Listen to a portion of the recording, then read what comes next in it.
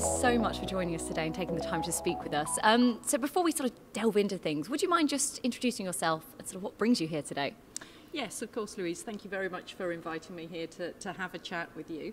My name is Fiona MacAuley. I'm CEO of Eco Energy PLC, which is an AIM-listed Latin American exploration-focused but full-cycle company working primarily down in the southern cone of Latin America.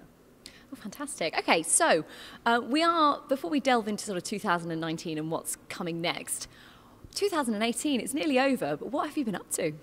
Well, it's been quite a busy year for us. On January the 4th, we completed a transaction to take a 50% equity across 4 licenses in the Austral basin of southern Argentina.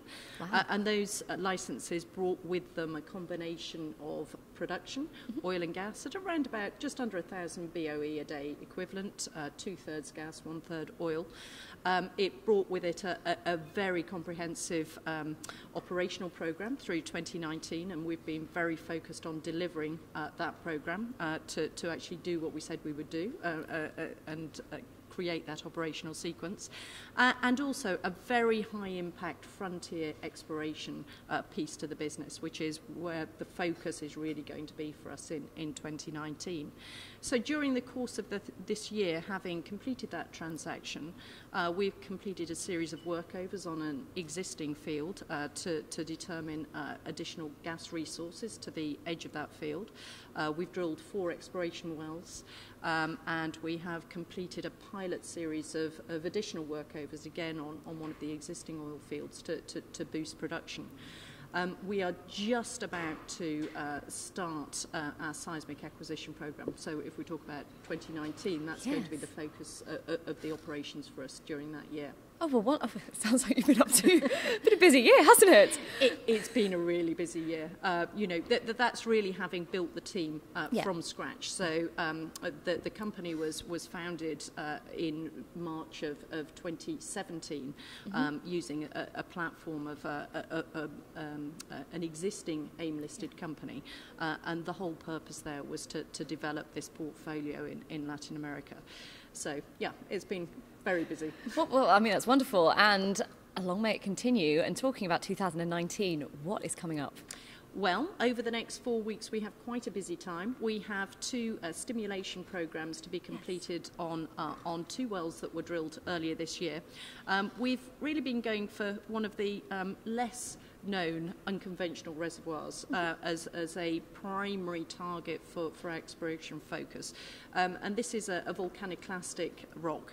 Oh, wow. So we're not talking about a traditional oil shale or a gas shale, but this quite amorphous geological phenomena known as the turbifera. There's been significant success in just across the border in Chile with Geopark, and also some success within the basin itself in exploiting this reservoir.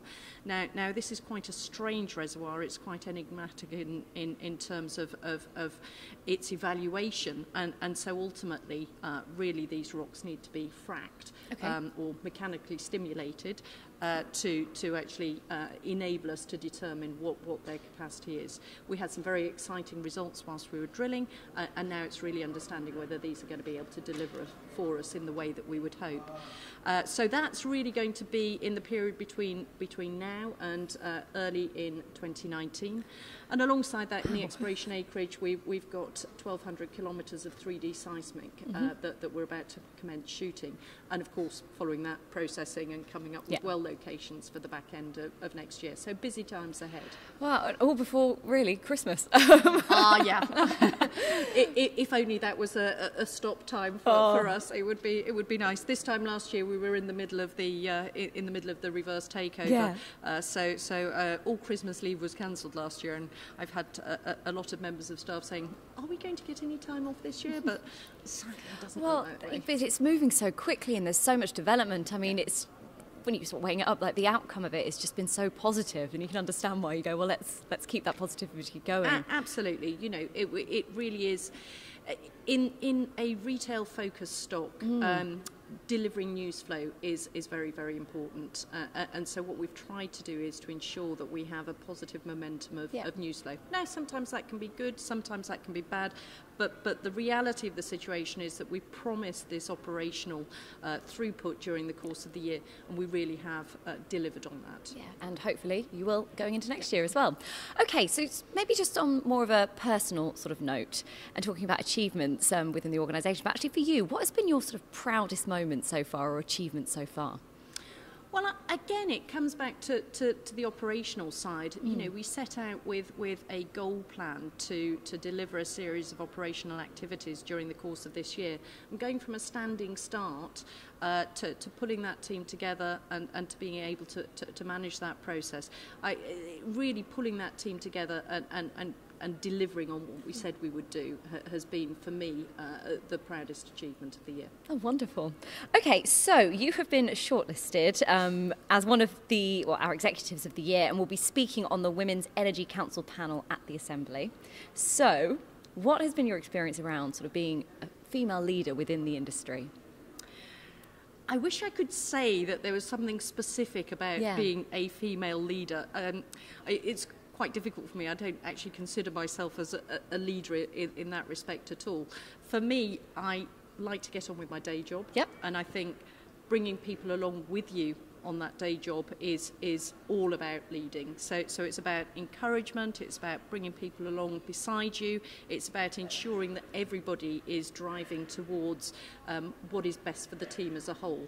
And so for me, it's making sure that I spend enough time with my team that they feel empowered to actually deliver on behalf of the company as a whole, or in whichever environment it is. I sit as the European chair of the American Association of Petroleum Geologists, and again, that is about empowerment and ensuring that everybody feels that their voice is heard and that together we can deliver a better product. And do you think that working together, as you just mentioned, and bringing people sort of up with you, is that the way that we can start to encourage and foster sort of the next generation of female leaders? Absolutely, and I think we just need it needs to become almost not a positive thought. It needs to just be naturally based. Yeah. And there's a lot of pros and cons when it comes to do we actually create quotas, for example, as we have done in Norway. Now, all of us would say, no, it has to be the right person for the job, and it should be done on success criteria. But actually, until we build up the momentum and until we have enough diversity, gender diversity, within the system, it's not going to be a naturally recurring system. So for me, I absolutely just look at potential candidates for positions, for example, and I am blind to gender. I don't know whether men are blind to gender or they just don't think about it or they don't promote. So I think there's a lot to be said for ensuring that we recognise talent, that we foster that talent and perhaps give that talent a kickstart. And most importantly, we don't lose talent out of the system through career breaks. We promote bringing back people into their career structure post a career break, and we actually acknowledge the skills that are learnt in a different environment as being equally useful skills. As I said in a recent interview, toddler taming a 2-year-old is just as important as being able to deal with a board in some circumstances, because it's a negotiation, and that negotiation can be those skills can be fostered in a variety of environments. Absolutely, just take it across with you. Wonderful. And I promise, last question for you. So obviously we're here today with the Oil and Gas Council. Why do you think events like this are so important about starting sort of conversation, not only about sort of females within the industry, but actually sort of with the trends that we've been seeing, sort of digitalisation and along those lines? Well, very often we become very blinkered. We sit within our own environments. Particularly, I would say, in the small cap world, we don't have a lot of exposure to some of the big themes that are happening in larger companies and globally. So actually, to be able to listen to the views, I think the panel sessions are very useful because it enables us to have a complete scope of different views on the same theme.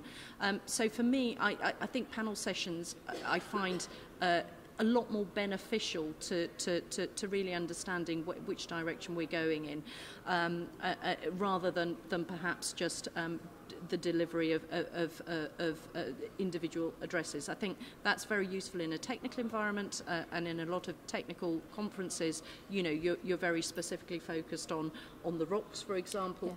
Yeah. But here it's to see where we're going with themes and to see direction of travel, and the panel events, I think, help enormously with that. Wonderful. Fiona, thank you so much for taking the time to talk to us, and best of luck for all your plans in 2019. Thank you. Thank you. Appreciate it.